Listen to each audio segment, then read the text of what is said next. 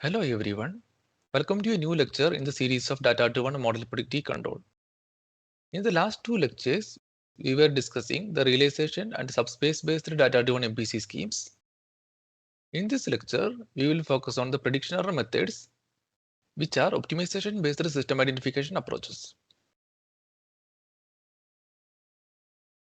Here is the overview of the lecture. We will be starting with prediction error method or PEM, and it's used in data-driven MPC. Then we illustrate PEM using a numerical example. Prediction error methods or PEMs are a class of optimization-based methods used for system identification. In PEMs, the model parameters are identified by optimizing a function of the output prediction error.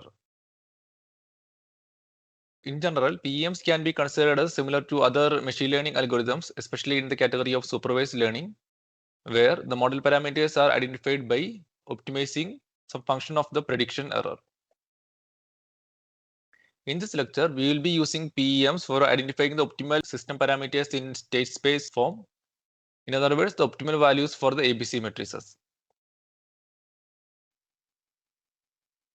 We can start by recalling the linear state space model in discrete time representation as in equation number 1, where xk is the state vector in discrete time, uk is the control input vector, yk is the output vector, and a, b, c are the system metrics, input metrics, and output metrics, which are considered to be unknown. Further, the dimension of the state vector or the small letter n is also considered to be unknown. The available information consists of the input and output data as in equation number 2, which consists of capital D samples of input and output vectors. In this lecture, we will be denoting the identified model parameters as AS, BS, and CS, using which the PEM-based model can be represented as in equation number 3, where XSK is the identified state vector, which is of order small letter s. Here, the small letter s can be considered as an approximation to the actual system order or small letter n, and this will define the size of the system parameters as given here. The parameters to be identified is stored in a matrix theta s as in equation number 4, which consists of the system parameters as, bs, cs, and also the initial state xs0 as its elements. Here we represented the parameters to be identified in a matrix form, but it can also be stored as a vector by stacking the rows or columns of these matrices as a vector. So given the initial state xs0 and the control sequence ud, the predicted state sequence capital XD and the predicted output sequence yd hat can be computed as in equation number 5, where we recursively applying the state equation for computing the next state, and this will be the state vector at a dth time instant. And the predicted output sequence yd hat is equal to cs times capital XD.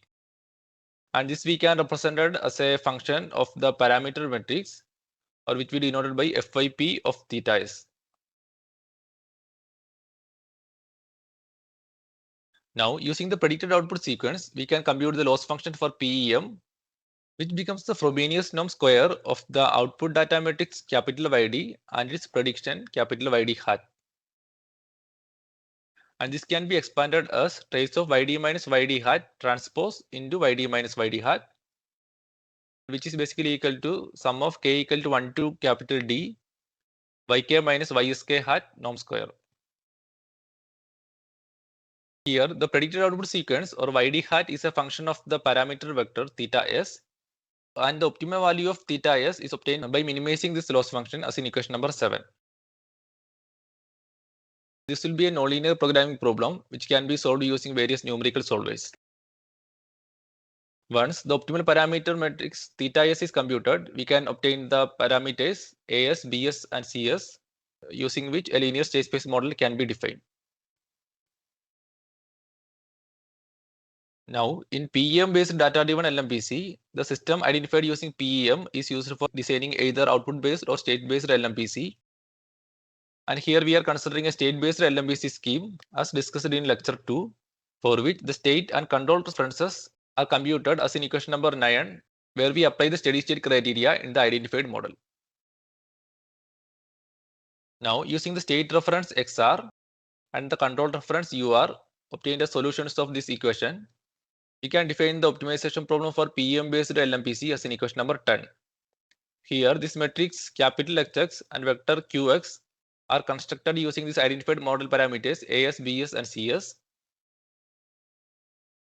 And this optimization problem is similar to the state-based LMPC problem derived in lecture 2. The algorithm for PM-based data-driven LMPC is summarized here. And it uses the training dataset UD and YD.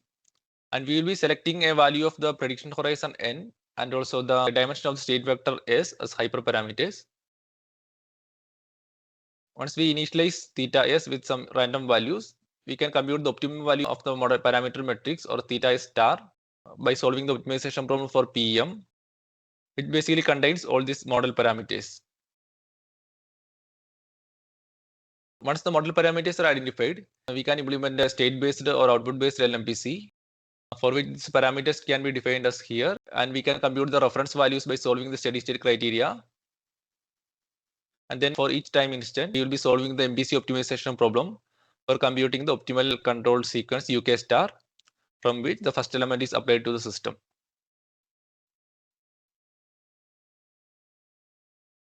Next, we move on to a numerical example for illustrating PEM.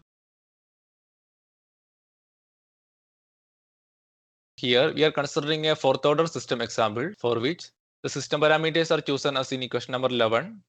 And using these system parameters, we will simulate a linear system for generating the training data set. And the simulation parameters are chosen as in equation number 12. Here, the prediction horizon N is chosen as 20. And the order of the identified system model is chosen to be 4, which is same as the actual order. And here we can also try with different model orders and compare the performance.